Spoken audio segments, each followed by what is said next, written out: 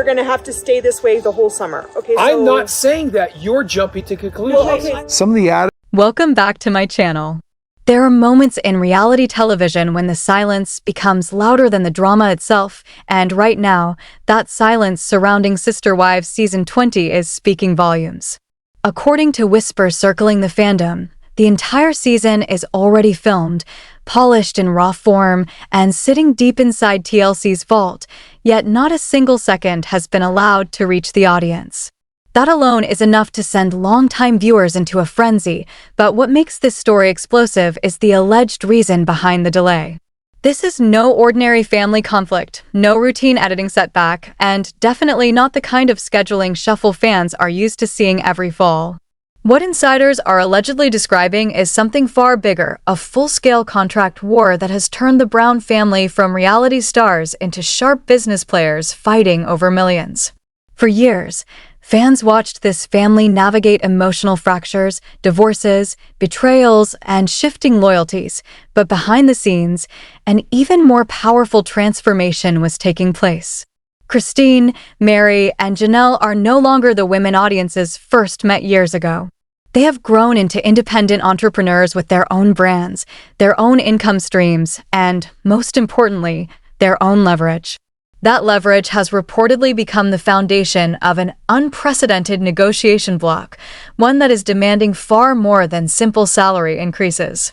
The word from those allegedly close to the situation is that these women are pushing for streaming residuals, creative protections, and legal authority over how their personal narratives are edited and presented.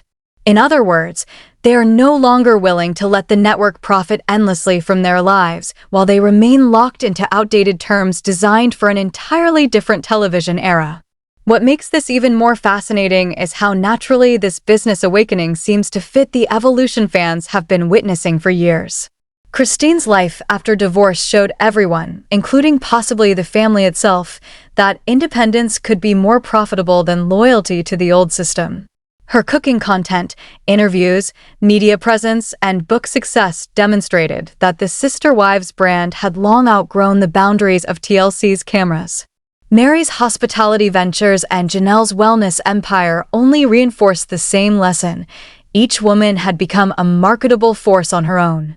So when reports suggest the three of them allegedly joined forces in negotiations, fans were quick to believe it. After all, this isn't just about money. It's about ownership of years of emotional labor that continues to generate digital revenue every day through streaming platforms, international licensing, and endless binge-watch marathons. The old contracts may have worked when television relied on live ratings and cable reruns, but the streaming revolution changed everything. Episodes filmed more than a decade ago are still making money, still pulling viewers, and still fueling subscriptions worldwide. If the women truly realize the scale of that income, it makes perfect sense that they would refuse to move forward without terms reflecting modern media economics. And so, as TLC reportedly freezes all editing, promotions, and premiere announcements, what we may actually be witnessing is the biggest turning point in the franchise's history, not another family breakup, but a corporate battle that could redefine the future of reality TV itself.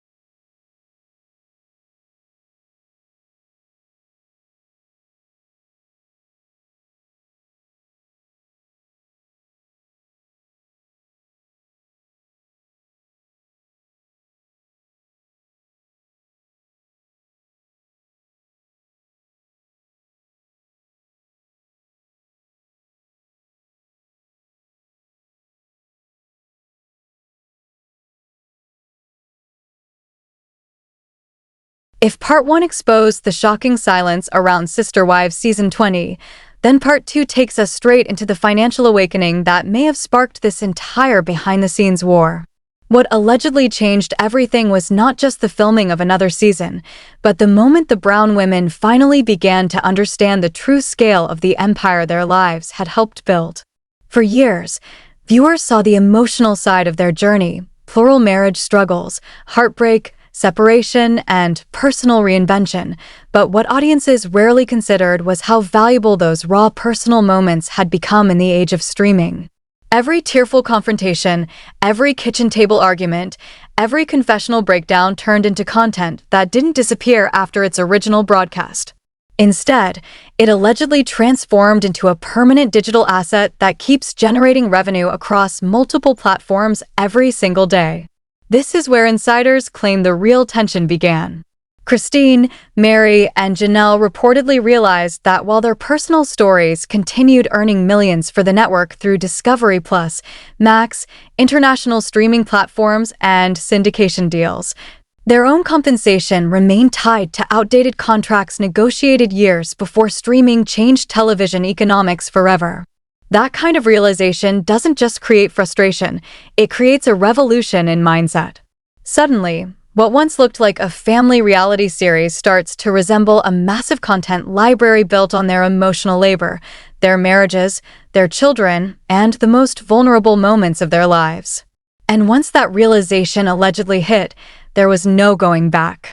Picture Christine sitting in her home, reviewing the success of her independent ventures after divorce and recognizing a pattern that had been hiding in plain sight for years. Her cooking content, media appearances, and personal brand partnerships had already shown her that audiences were willing to follow her, not just the family unit. That kind of success reportedly opened the door to deeper financial conversations with Mary and Janelle, both of whom had also built profitable businesses outside the show. Mary's bed and breakfast success and Janelle's health-focused ventures allegedly proved that their public identities held enormous value beyond TLC's production walls. Sources whispered that once the women compared the revenue from their solo businesses with what they had historically earned from the show, the imbalance became impossible to ignore. The show that introduced them to the world was still generating passive income from 14 seasons of binge-worthy family drama, yet the people who lived those moments were allegedly not receiving compensation that reflected the modern value of the content. This is reportedly why the negotiation demands became so much bigger than higher per-episode fees. They allegedly began asking for streaming residuals, long-term licensing percentages, and creative clauses that would prevent storylines from damaging the very brands they had spent years building independently. From a business standpoint, it's an extraordinary shift. These women are no longer negotiating as cast members grateful for airtime. They are allegedly negotiating as stakeholders in a global reality TV franchise whose streaming life may be more profitable now than during its original broadcasts. And if that is truly the case, then this contract standoff may be less about conflict and more about a long overdue correction in the power balance. By the time this alleged contract war reached its most intense stage, the most unexpected twist may have come from Cody and Robin's side of the table. While Christine, Mary, and Janelle were reportedly focused on streaming residuals and stronger protections for their personal brands, insiders claim Cody and Robin were quietly pursuing a far more ambitious long-term strategy, one that could allow them to control the future of the sister wives' legacy itself. According to whispers from those supposedly familiar with the negotiations, their interest allegedly centers on the thousands of hours of unused footage that TLC has accumulated over the past 14 seasons. Think about the sheer scale of that archive: family meetings that never aired, emotional conversations cut for time, ordinary daily moments that didn't fit dramatic storylines, and confessionals left on the editing room floor. To the average viewer, that may sound like discarded material, but from a business perspective, it is pure content gold. In today's streaming era, even previously unseen footage can be repackaged into documentaries, behind-the-scenes specials, retrospective episodes, or exclusive streaming miniseries that keep audiences hooked long after the main show slows down. Sources suggest Cody and Robin allegedly recognized this before anyone else and began pushing for exclusive first rights to develop that unaired archive into future projects under their own creative control. What makes this reported strategy especially fascinating is how it differs from the approach taken by the other women. Instead of fighting only for better compensation inside the existing Sister Wives framework, Cody and Robin are allegedly thinking beyond season 20 entirely.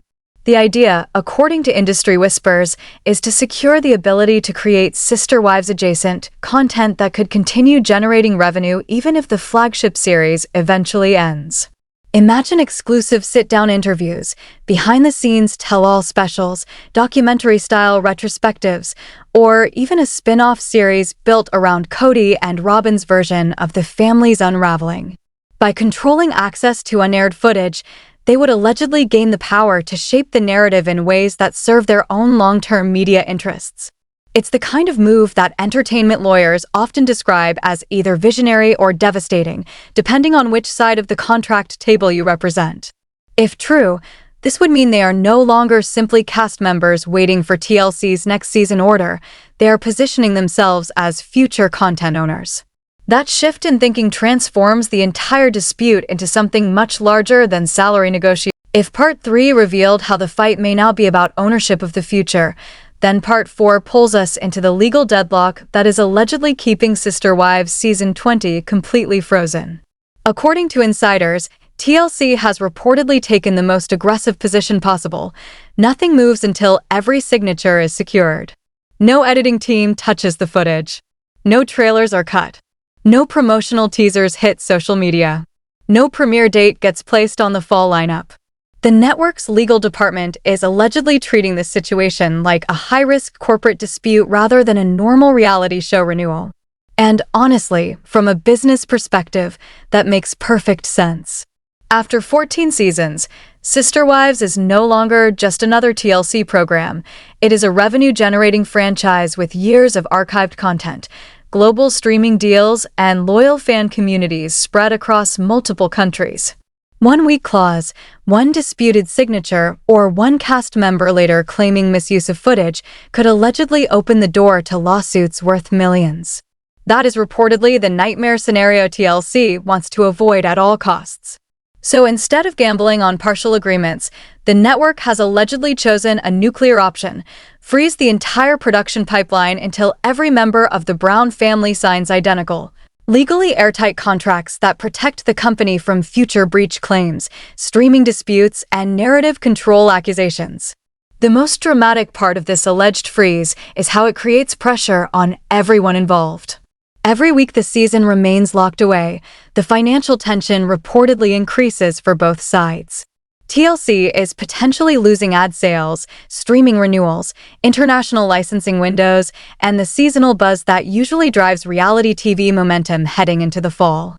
But the Brown family may also be feeling the impact because per-episode payments, bonus structures, and franchise-related brand opportunities often depend on active seasons being released on schedule.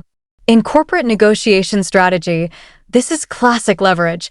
Delay the money flow long enough, and eventually someone becomes more willing to compromise.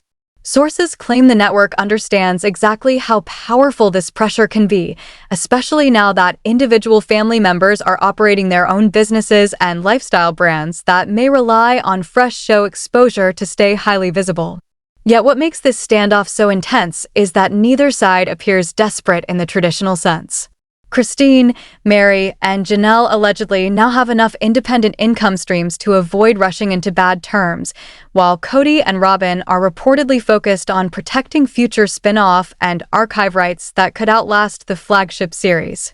That leaves TLC stuck between two powerful negotiating forces, each fighting for completely different versions of the franchise's future. And so the editing suites stay dark, the promo calendars stay empty, and millions in potential revenue remain trapped in legal limbo. What fans are witnessing may look like a delayed premiere, but behind the scenes it allegedly resembles a full corporate chess match where every delay is intentional, every silence is strategic, and every unsigned page could determine who controls the next decade of Sister Wives. If the legal freeze itself sounds dramatic, Part 5 takes us inside the part of this alleged standoff that makes the stakes feel even bigger: the production shutdown and the millions hanging in limbo. Picture TLC's post-production floor right now. Editing bays that would normally be alive with story producers, assistant editors, sound teams, and promo specialists are allegedly sitting almost untouched while Sister Wives Season 20 footage remains locked in digital archives. Under normal circumstances, this is the stage where raw family moments are transformed into the emotional, cliffhanger-driven episodes fans binge for hours.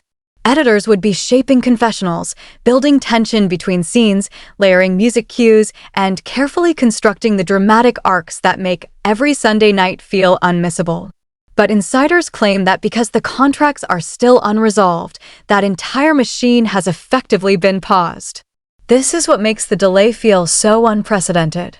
It's not just the premiere that's late, it's the entire storytelling engine itself. The longer those files remain untouched, the more complicated it allegedly becomes to restart the season without reworking narrative structures that may no longer fit whatever legal boundaries are eventually agreed upon. In reality television, timing matters almost as much as drama, and every week lost in post-production can snowball into much larger delays down the road. What really raises the tension, though, is the financial ripple effect this alleged shutdown creates far beyond the Brown family. Every stalled week reportedly costs TLC potential advertising packages, premium promo placements, international distribution timing, and streaming platform retention strategies that were likely built around Sister Wives as a flagship release. Industry watchers often note that long-running reality franchises do more than deliver ratings. They anchor subscription retention, social media conversation cycles, and even cross-promotion opportunities for other network shows. If Sister Wives misses its traditional fall momentum, TLC doesn't just lose one premiere window, it risks disrupting an entire seasonal strategy. But the impact doesn't stop with executives and legal teams. The editors, story producers, and longtime crew members who understand the Brown family's rhythms better than almost anyone are also reportedly left in professional limbo, unsure whether to stay available or fully commit to other projects. That kind of uncertainty can quietly weaken the institutional expertise that made previous seasons so effective. And then there's the fan side of the equation. Streaming services that rely on fresh Sister Wives episodes to drive binge cycles and viewer retention now allegedly face unexpected content gaps, forcing them to shift scheduling plans around a show that was once considered one of the safest bets in reality TV. What makes this so fascinating is that the production freeze itself has become part of the drama. The empty editing suites, the absent trailers, the missing countdown graphics, all of it fuels the perception that this is no ordinary delay. It feels like a franchise caught between its old television model and a new business reality where cast members finally understand the full value of what they created. And the longer that footage sits untouched, the clearer it becomes that this contract war may be reshaping not just one season, but the future economics of reality TV production itself. By Part 6, the story allegedly moves beyond contracts and production delays into something even more powerful, the business awakening of the sisterhood itself. If insiders are to be believed, the real turning point did not happen in a boardroom at TLC, but in the private conversations between Christine, Mary, and Janelle after years of building lives outside the family structure. What allegedly changed everything was the moment these women stopped seeing themselves as reality TV participants and started recognizing themselves as brand owners, content creators, and independent revenue drivers. Christine's post-divorce rise reportedly became the spark. Her success with cooking content, media interviews, public appearances, and book opportunities allegedly proved something no one in the Brown family system had fully confronted before. Audiences were not just loyal to the show, they were loyal to the women themselves. Once that truth became impossible to ignore, it reportedly triggered deeper conversations with Mary and Janelle about the true scale of the value they had spent years creating for TLC. Think about it from their perspective. Every personal sacrifice, every painful family conversation, every vulnerable confessional helped build a global reality franchise that still earns money every single day through reruns, streaming, and international licensing. Yet for years, they were allegedly compensated as if the value ended the moment filming stopped. That realization may have been the emotional and financial awakening that changed the balance of power forever. Sources claim the shift in mindset became even stronger when the three women began comparing their independent business income to what they had historically received from the show. Mary's Bed and Breakfast, Janelle's Wellness Ventures, and Christine's expanding media brand allegedly showed them that the sister wives' name had become a launchpad for personal empires far bigger than anyone expected back in the early seasons. Suddenly, the conversation was no longer about being lucky to be on television. It became about understanding that they were the emotional core of the franchise and that their individual stories often drove the audience engagement that kept the show relevant. According to whispers close to the fandom, this is why the women allegedly moved toward a coordinated negotiation strategy instead of approaching TLC separately. By standing together, they could demand not just higher upfront compensation, but clauses that protected their personal brands from edits or narratives that might damage their outside ventures. Imagine building a successful wellness or hospitality business, only to have one heavily edited television storyline hurt public trust in that brand. From a business perspective, their reported demands for creative input suddenly make perfect sense. They are no longer simply protecting a TV role, they are protecting the ecosystems of businesses that now depend on their reputations. That is what makes this part of the story feel so revolutionary. For years, the emotional drama of Sister Wives centered on the collapse of plural marriage. But behind the scenes, another transformation was allegedly taking place. 3 women evolving from cast members into strategic entrepreneurs who finally realized that TLC may need them far more than they need TLC.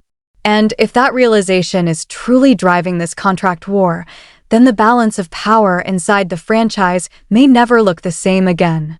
By the time we reach Part 7, the heart of this alleged battle becomes impossible to ignore. The streaming revolution changed everything. And Sister Wives may now be one of the clearest examples of how old reality TV contracts collided with a completely new media economy. When the Brown family first signed their agreements more than a decade ago, television still revolved around cable ratings, scheduled reruns, and one-time broadcast windows. Back then, a reality show episode aired, generated ad revenue, maybe replayed on cable later, and that was the end of its main financial life. But the world those contracts were built for no longer exists. Today, every single episode from season 1 onward allegedly lives forever on streaming platforms, where it can be binge-watched by new audiences every day, in every time zone, across multiple countries. Discovery Plus, Max, cable-on-demand services, digital rentals, and international platforms have transformed Sister Wives from a seasonal reality show into a permanent global content library. That shift is exactly why insiders say the Brown family's legal team allegedly pushed so hard on streaming residuals. The old contracts may have paid cast members based on a television model that ended when the original episode aired, but streaming created a system where the same emotional moments keep generating money indefinitely. Every tearful breakup, every family confrontation, every explosive tell-all scene continues earning revenue long after filming stopped, and sources suggest the family finally realized the full scale of that passive digital goldmine. What makes this alleged discovery so explosive is the international dimension of the money involved. Streaming doesn't just serve you as audiences anymore. Sister Wives reportedly reaches viewers in Europe, Latin America, Canada, Australia, and countless other markets through licensing agreements, dubbed versions, subtitles, and platform exclusivity deals. In practical terms, that means episodes filmed years ago can still be creating new waves of income every month as fresh audiences discover the show through weekend binge sessions. Industry insiders often describe this kind of evergreen reality content as one of the most valuable assets in the streaming era because viewers don't consume it casually, they devour entire seasons. And with 14 seasons already in the archive, the Brown family allegedly realized they had helped build the exact kind of library that platforms pay premium prices to keep available. This is reportedly why their negotiation demands moved beyond salary into percentage-based residual structures and long-term protections. If the content is earning forever, then from their perspective the compensation should reflect that reality. The real emotional weight of this shift is that it transforms how the family sees its own past. Those moments that once felt like painful sacrifices for a weekly show are now allegedly understood as intellectual property with long-term earning power. That realization can change everything in a negotiation room. It explains why Christine, Mary, and Janelle allegedly became so firm, why Cody and Robin reportedly started thinking in terms of archive rights, and why TLC may now be facing a franchise-defining decision. This is no longer just about Season 20's release date. It's about whether reality TV stars can finally secure contracts that treat them like long-term content creators in a streaming-first world. By Part 8, the most fascinating layer of this entire alleged contract war may actually come from the fans themselves. While TLC stayed silent and the Brown family avoided direct answers, the Sister Wives community, especially the Reddit detectives, reportedly turned into a full-scale investigation unit. These longtime viewers know the show's seasonal rhythms better than most entertainment reporters, and that knowledge allegedly helped them notice the first real warning signs months before mainstream gossip channels started asking questions.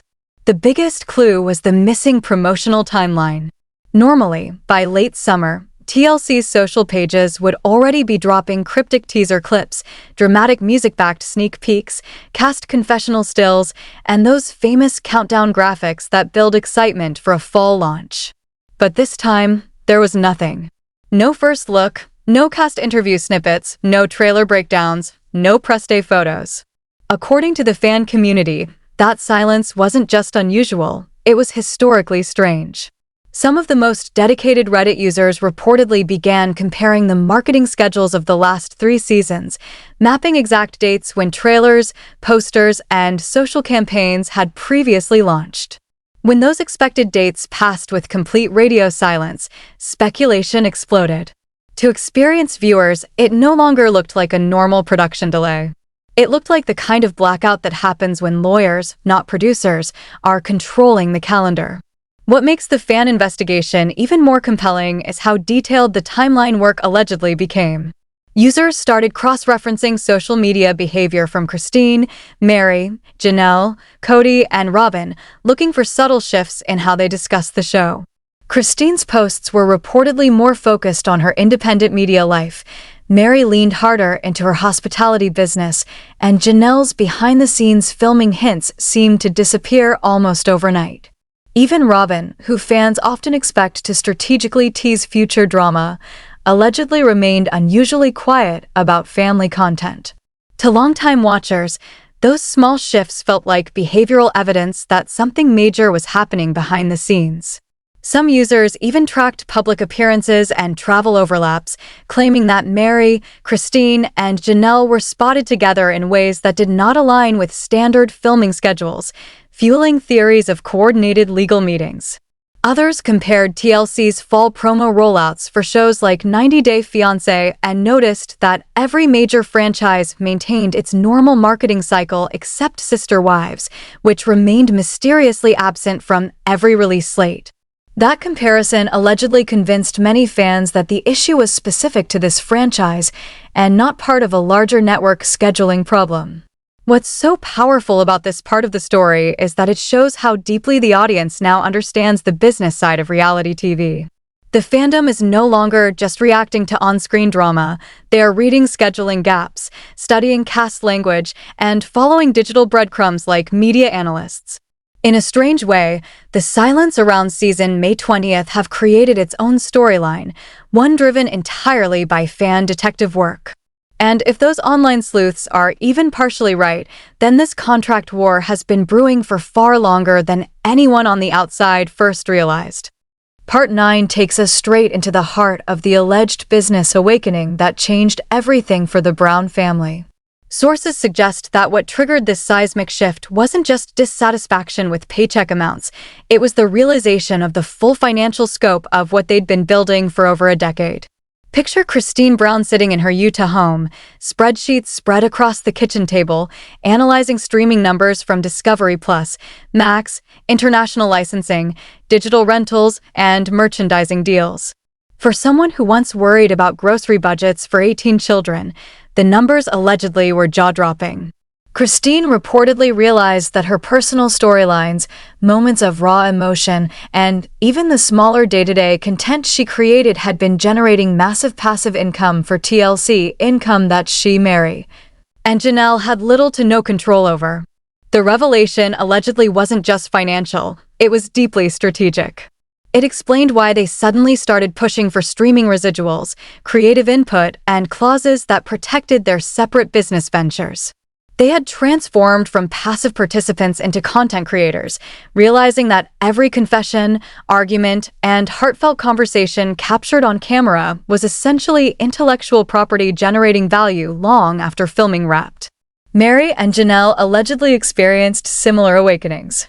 Mary, for instance, reportedly used her bed and breakfast business to understand how her visibility on Sister Wives translated directly into revenue outside of network payments. Guest booking stays often reference the show, and her business deals were, in part, reliant on the personal brand she had built while on screen. Janelle's health and wellness ventures reportedly illustrated the same principle. Her social media reach, built over years of being a prominent Sister Wives figure, allegedly created sponsorships, affiliate income, and independent content opportunities that ran parallel to the main show. The pattern became clear. The women weren't just reality TV stars, they were mini-media moguls whose work TLC had historically monetized far beyond the value reflected in old contracts. The alleged conclusion? It was time to renegotiate. They reportedly hired entertainment lawyers to audit their contracts, calculate the revenue they had been helping generate, and advise on clauses that would protect both their financial and creative interests going forward. This alleged business awakening fundamentally explains the contrast between the two negotiation tracks.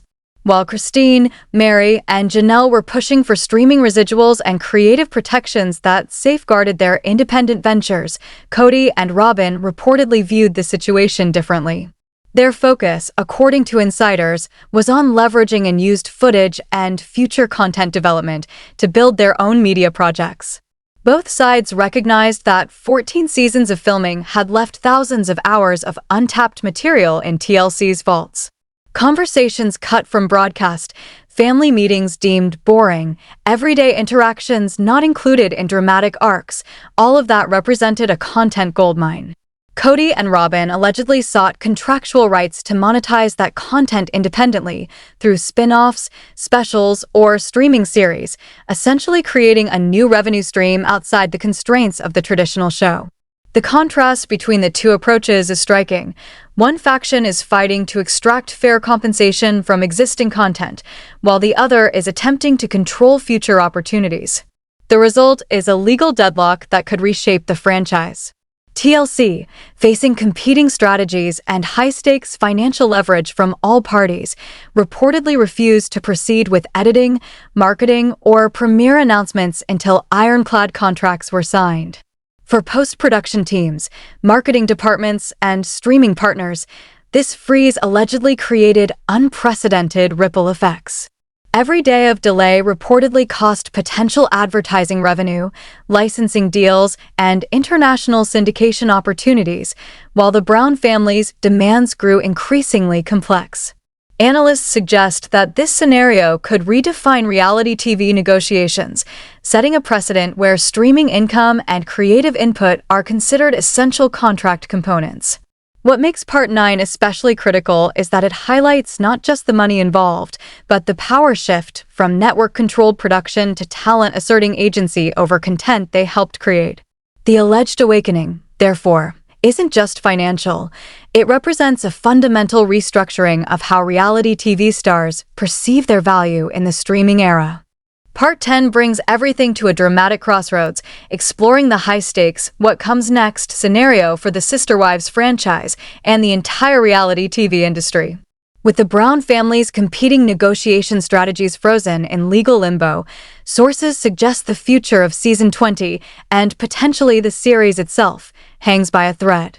On one hand, if TLC and the Brown family reach a resolution, the outcome could be revolutionary.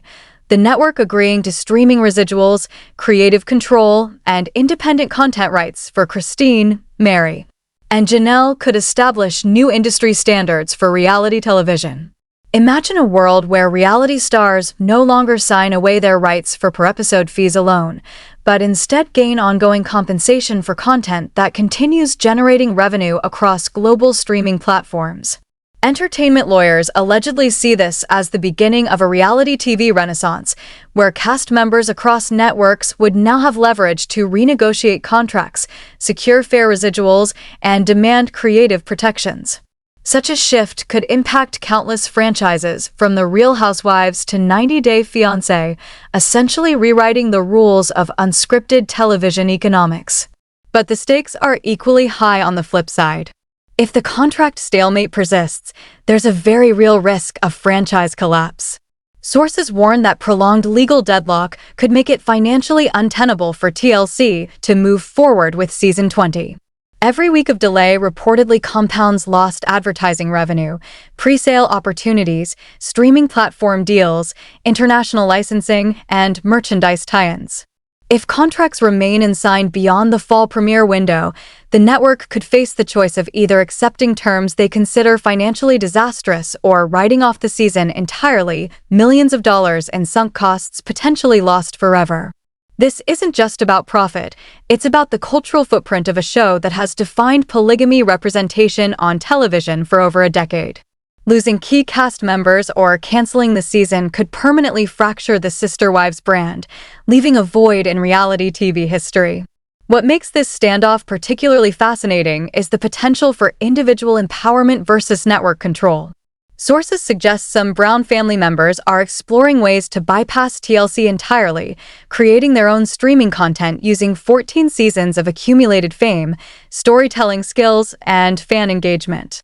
Subscription-based platforms, direct-to-streaming specials, and Sister Wives-adjacent content could allow Christine, Mary, Janelle, or even Cody and Robin to maintain independence while controlling their own narratives.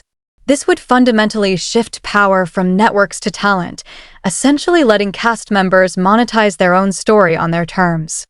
The legal and financial precedent here is staggering. If the Brown family succeeds, reality TV contracts may evolve to recognize stars not just as talent, but as co-creators of intellectual property whose work has enduring value long after cameras stop rolling. Finally, the fan community continues to play an unexpected role. With Reddit sleuths, international viewers, and longtime social media followers tracking every post, appearance, and marketing gap, the public has essentially become an audience-driven intelligence unit. Their observations have reportedly revealed shifts in cast behavior, contract timelines, and even international content availability, offering clues that professional media outlets missed.